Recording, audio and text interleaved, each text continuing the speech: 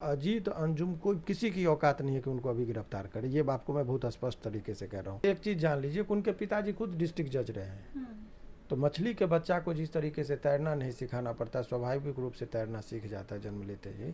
तो वो तो कानून के इर्द गिर्द ही उनका जन्म हुआ, लालन पालन हुआ। उनके पिताजी डिस्ट्रिक्ट लेवल के जज रहे हैं, तो उनको इन सब धाराओं से डरने वाले थोड़े हैं वो। इनके ऊपर आरोप क्या लगा, और उसमें भी समझिए बीएलओ भी एक मुस्लिम, उनके द्वारा इनके ऊपर केस कराया गया।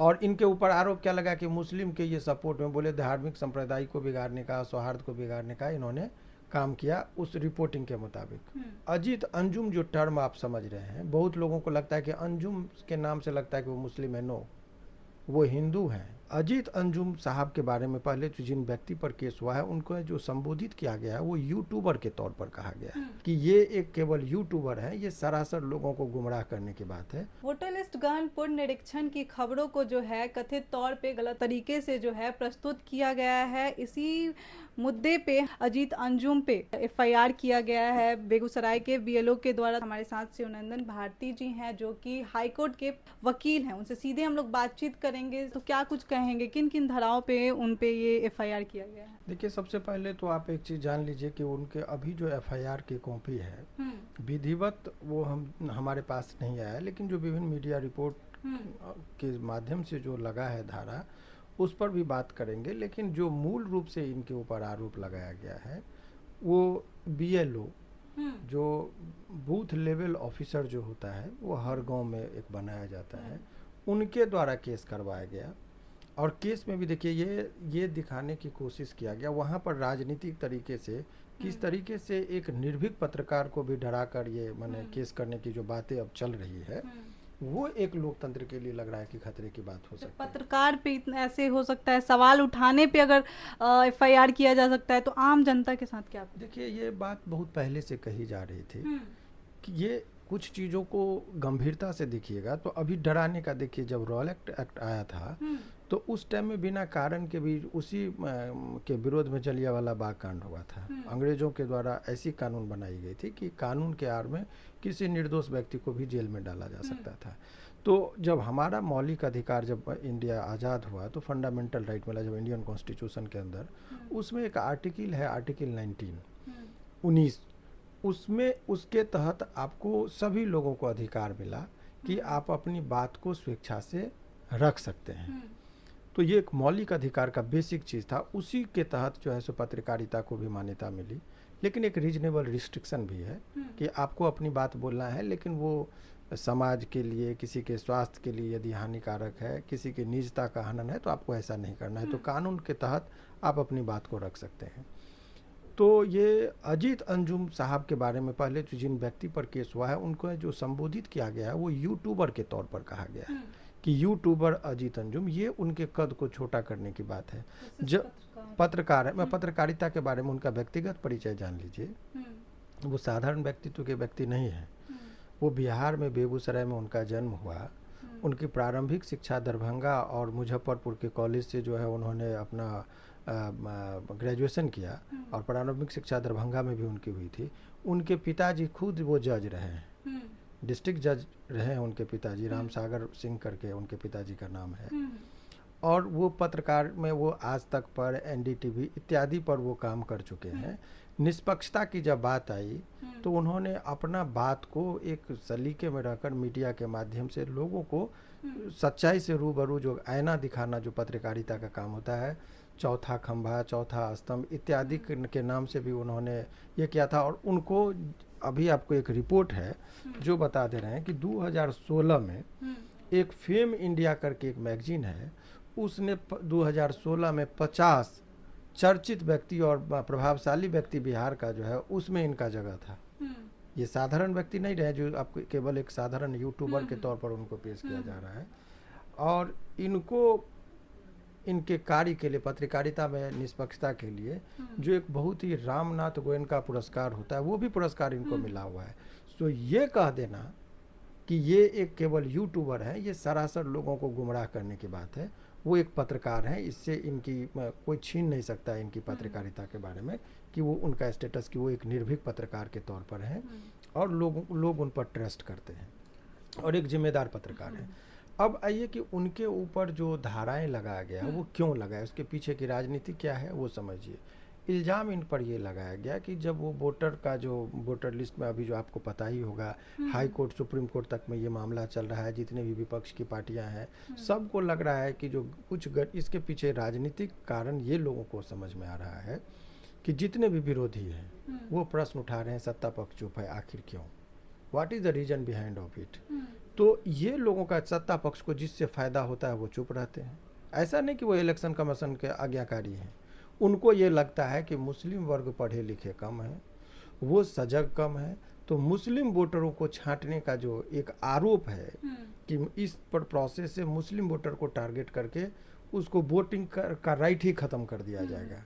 आप इतना कठिन डॉक्यूमेंटेशन की बात कर देंगे, लोग को क्या लगता है, लोगों को ये दिमाग में चलो वोटर नहीं देंगे तो क्या हो गया। वैसे भी बहुत लोगों का वोटिंग लिस्ट में नाम भी रहता है तो 50% ही वोटिंग होता है, 50% तो वैसे भी निष्क्रिय हो गए। लेकिन लोगों को आप कहिएगा कि चाहे इतना डॉक्यूमेंट्स लेके आओ, नहीं तो तुम्हारा वोटर लिस्ट में नाम नहीं जुड़ेगा। बोलेगा नाम में जुड़ा के हम क्या करेंगे, क्योंकि उतनी गहराई से, सजगता से और सभी लोगों से आप ये एक्सपेक्ट करिएगा कि यहाँ पर उतने सजग और इतने संवेदनशील नागरिक हैं पूरे हिंदुस्तान की, ये कहना मुश्किल है। और जो बिहारी मजदूर है जो बाहर रह रहे हैं तो एक खास तबके को इससे कहीं हानि न हो, इसीलिए विपक्षियों ने इस बात को मुद्दे को उठाया था। अब आइए पत्रकारिता के दौर पर, चाहे वो रवीश कुमार हो गए, चाहे अजीत अंजुम हो, आज के दौर में जो निष्पक्ष पत्रकारिता के लिए बहुत कुछ उन्होंने बलिदान भी दिया, वो सुर में सुर नहीं मिलाए, तो इनके ऊपर केस कर दिया गया। अब इनके पास रिमेडी के बारे में समझिए, इनके ऊपर आरोप क्या लगा और उसमें भी समझिए BLO भी एक मुस्लिम, उनके द्वारा इनके ऊपर केस कराया गया। और इनके ऊपर आरोप क्या लगा कि मुस्लिम के ये सपोर्ट में, बोले धार्मिक संप्रदाय को बिगाड़ने का, सौहार्द को बिगाड़ने का इन्होंने काम किया उस रिपोर्टिंग के मुताबिक। तो एक इसलिए भी यहाँ पर BLO अन्य व्यक्ति से भी केस कराया जा सकता था। एक जानबूझकर एक मुस्लिम को लाया गया कि ये कहते हैं कि देखो मुस्लिम ही केस किया है इनके ऊपर, फिर वहाँ भी एक मुस्लिम वर्ग को टारगेट किया गया है। एक बात। दूसरी और बात ये है कि अजीत अंजुम जो टर्म आप समझ रहे हैं, बहुत लोगों को लगता है कि अंजुम के नाम से लगता है कि वो मुस्लिम है। नो, वो हिंदू हैं। उनके पिताजी का नाम, मैंने कहा कि रामसागर सिंह जो हैं उनके पिताजी, वे स्वयं डिस्ट्रिक्ट जज रहे हैं, रिटायर किए, पटना में रहे हैं वो। तो ऐसे महान व्यक्ति का जो व्यक्तित्व रहा हो, जो अपना ख्याति प्राप्त अपने मेहनत के बदौलत किया हो, ऐसे पत्रकार को भी यदि केस का डर दिखाकर, अब कहिएगा केस में कुछ नहीं होगा, मैं भी जानता हूँ गिरफ्तार नहीं, चूंकि 3 वर्ष जितने भी धारा लगे हैं इनके ऊपर। कौन कौन सी धारा लगी है? देखिए, जो संभावित धारा इनके ऊपर जो जिस तरीके का आरोप का ये बात बताया गया है, 124 है जो लोक सेवक कार्यों में रोकना, पहले 353 था IPC का, वो BNS का 124 धारा है। इसमें BLO के द्वारा किया गया कि सरकारी काम में उन्होंने बाधा उत्पन्न किया, जो आरोप के मुताबिक, इसके मुताबिक इसमें 2 वर्ष की सजा का सच दिखाना। अब इस सच पे आएंगे, पहले धारा पर बात कर लें। एक धारा 131 का 2 लगा है जो लोक सेवक पर हमला, जैसे पुलिस पर गए, पथराव कर दिए, इस तरह का भी धारा लगाया हुआ है। एक होता है मैंने संभावित धारा जो बना है वो हम अभी देखे नहीं है, जो चर्चा है मीडिया रिपोर्ट के मुताबिक मैं बोल रहा हूँ। 198 धर्म के प्रति दुर्भावना, 223 सरकारी आदेश की अवहेलना, 356 अपमानजनक आचरण और 358 सांप्रदायिक विद्वेष फैलाना। तो ये और 127A जो है वो आपको रिप्रेजेंटेशन ऑफ पीपल एक्ट की बात है, उसमें चुनाव से जुड़े चीज़ों को रिकॉर्डिंग करके आप ये प्रभावित करते। तो ये जो है इसमें तो अब सुप्रीम कोर्ट का एक जजमेंट है कि 3 वर्ष माने 7 वर्ष से नीचे का जो सजा का प्रावधान, उसमें डायरेक्ट गिरफ्तारी नहीं करनी है। तो कानूनी तौर पर इनको किसी की औकात नहीं है कि उनको अभी गिरफ्तार करे। ये आपको मैं बहुत स्पष्ट तरीके से कह रहा हूँ। ये जो लोगों में अजीत अंजुम को की गिरफ्तारी अभी नहीं होगी, वो कितना भी कोई शक्ति लगा ले, क्योंकि वो सुप्रीम कोर्ट के गाइडलाइन का कभी कोई दुस्साहस नहीं करेगा प्रशासनिक तौर पर कि उनको गिरफ्तार किया जाए। तो यहाँ तो ये बात खतरा टल गया कानूनी बात से। वो जो Arnesh Kumar state versus state of Bihar में ऑनरेबल सुप्रीम कोर्ट ने एक गाइडलाइन दिया है कि कोई भी व्यक्ति जिन पर 7 वर्ष से नीचे का अपराध का ये बनता है उसकी डायरेक्ट गिरफ्तारी नहीं करनी है। तो वो एक वीडियो के आधार पर जो बनाया गया, वो वीडियो में ये तथ्य है ही नहीं। तो अब कहिएगा कि FIR क्यों किया गया, इसके पीछे क्या लॉजिक रहा होगा। तो एक तो डर बनाने का एक चीज़ है। दूसरी बात, जब किसी व्यक्ति पर FIR हो जाता है तो अब वो वकील को रखेंगे, वकालतनामा साइन करने के लिए कोर्ट में जाएंगे, एफिडेविट बनाएंगे, कोर्ट हो सकता है उनको निर्दोष साबित कर दे।